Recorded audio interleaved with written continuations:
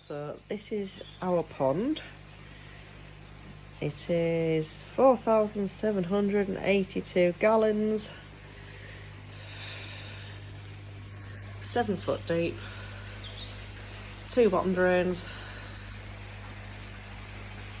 a Bakki shower with 80 kilos of Bakki house media, CX clear auto feeder. Today I have been treating raised scales and dead scales as we've had a bit of a fluke problem. I'm saying a bit of a fluke problem, it's been going on for years and we don't seem to be getting anywhere near a shot of them.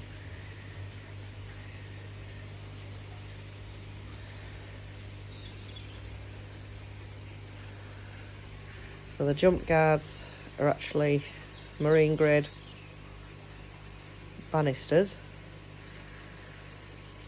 We've got granite windowsills and copings. The walls are hollow blocks filled with rebar and concrete. Oh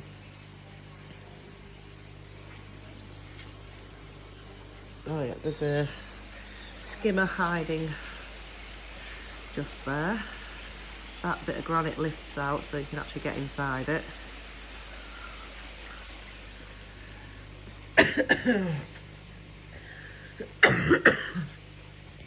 Excuse the cough, I'm getting over a chest infection. The windows were locally sourced from a company just down the road from us. They're 25.5mm thick, heat treated, laminated, rounded edges to give you the laminated effect there, or the infinity window. We've got 2 roof turns in the actual pond. Those are going from the air source heat pump, which we've sprayed black just to make it blend in a bit better. That's all the balancing pipes,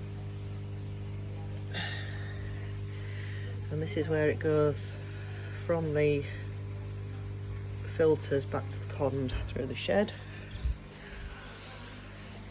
I'll show you the pump house. That's my dosage guide. Much easier when you've got it all written down.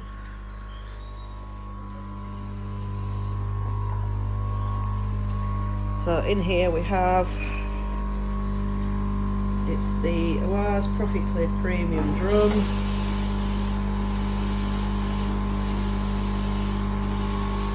We've got one module which has got the Helix 13 media. That's turning over nicely. This one we've put a static bed of Siporax in. I think there's 100 litres in there.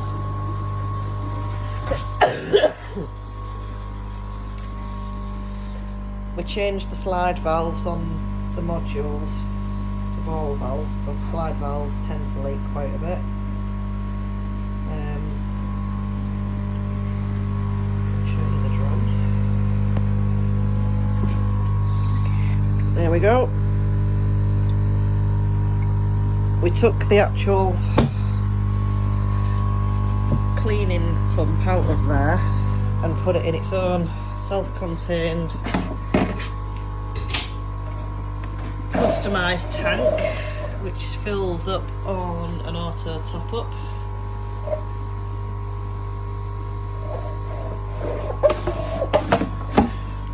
Which is fed by that. Which is fed by the big blue. We found that we had to put a filter before then, because the auto top-up got clogged up with carbon which had got through the system.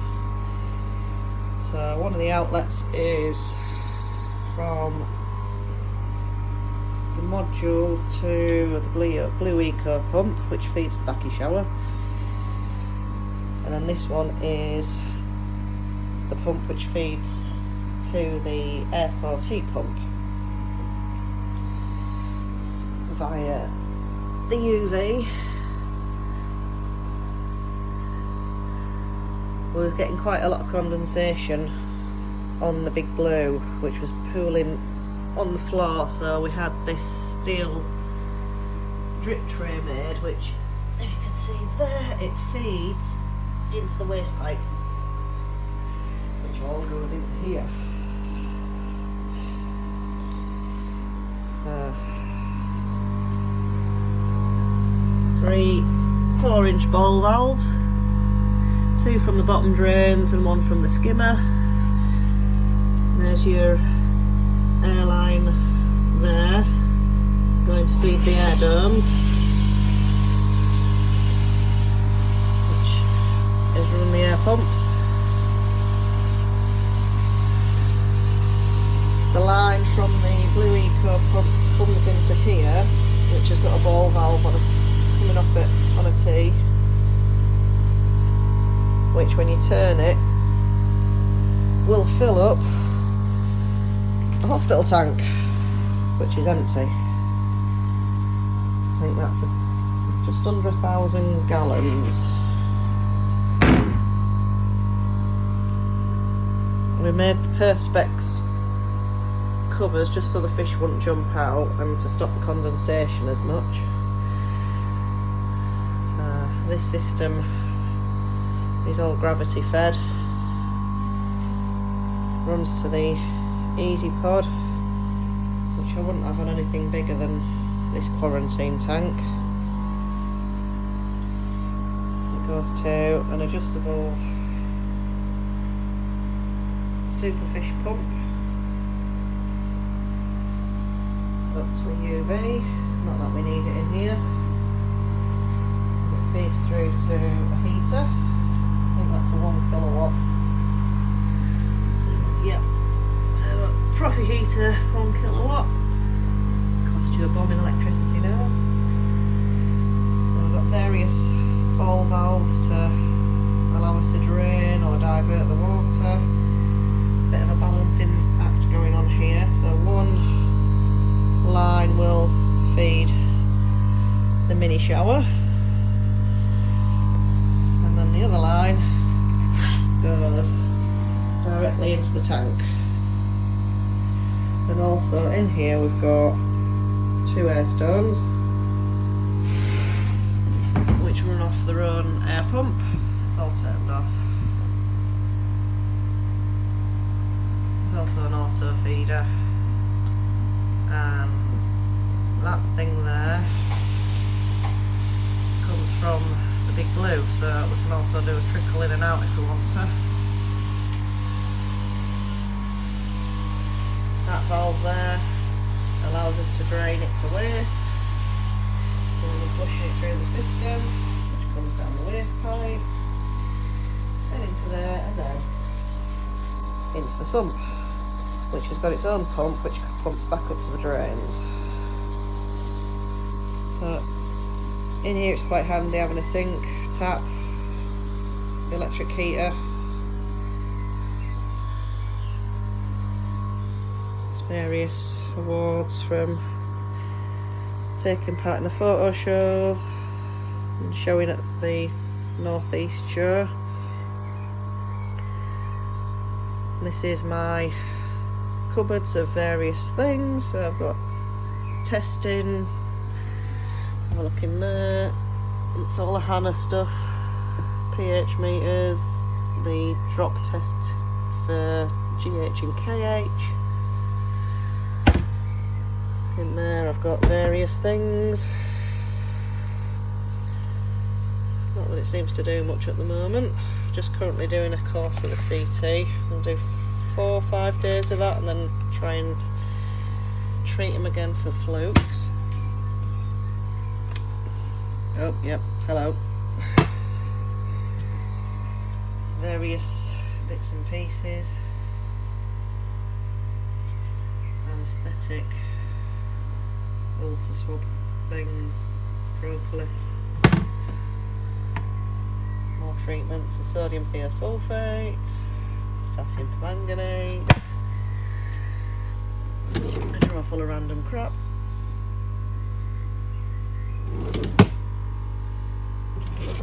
Gloves. And this is just all the tools and things. Over here we've got, well, some semblance of record keeping was going on there. Not used it for ages. This came out today. It's the Old Faithful. So if you don't have a microscope, it's definitely worth getting one with a mechanical stage, which you can adjust all the knobs and hoo-ha, so you can scan the entire slide, and also an electric light. Best bit of kit you can have. Because we have had our ponds up and running for quite a while, I don't tend to test as often unless I'm going to do some pretty serious treatments. But in here we've got the Hannah with the idiot guide. Again, gets you really accurate readings as long as you follow the instructions.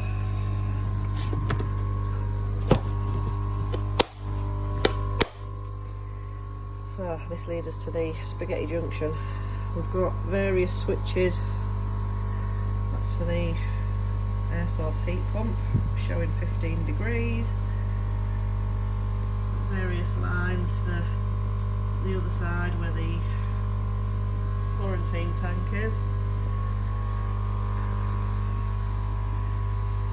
That's the drum control unit. See, it's saying there's an error on it for some reason. It means it's cleaning too much.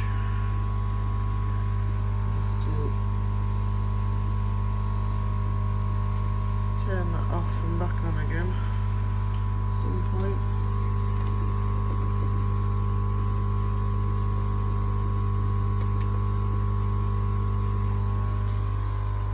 All my air pumps are labelled. These are flow meters. Not quite as good as they make out to be. It's the BlueEco controller. We're currently at 62 watts, which gives you 1800 RPM.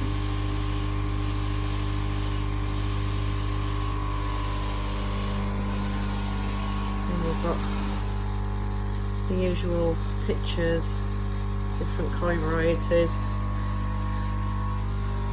measuring bowls, nets, more measuring bowls. Found that's my anaesthetic bowl. Most of the fish will fit in there, but I know that if I've got 36 litres to the line, then it's 40 mils of anaesthetic.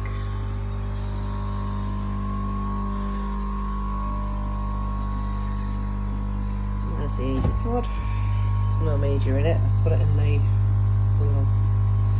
one of the modules at the moment. If I did need to get it in use fast, then it's maybe half an hour to sort that out. It's just a case of directing the water from the pond to fill it up, making sure that ball valve's closed, otherwise I'd drain the lot, and then just switching it on and take some of the media out of the module and put it in it. So yeah, that's pretty much our pump house, as we call it. There was a lot of planning went into there. A lot of thinking.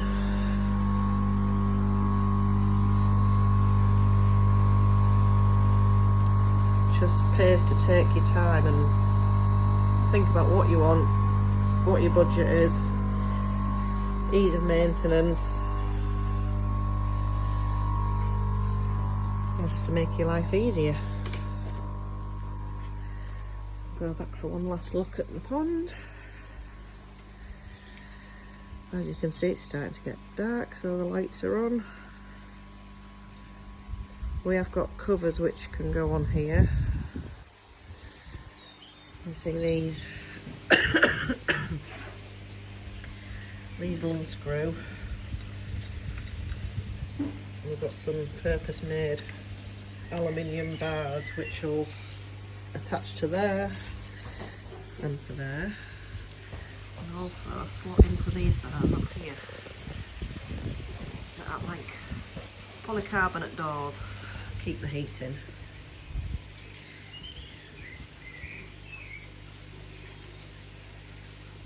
That one scraped itself a bit. But yeah, that's pretty much it. You'll have to stay tuned for when we're doing our next big build.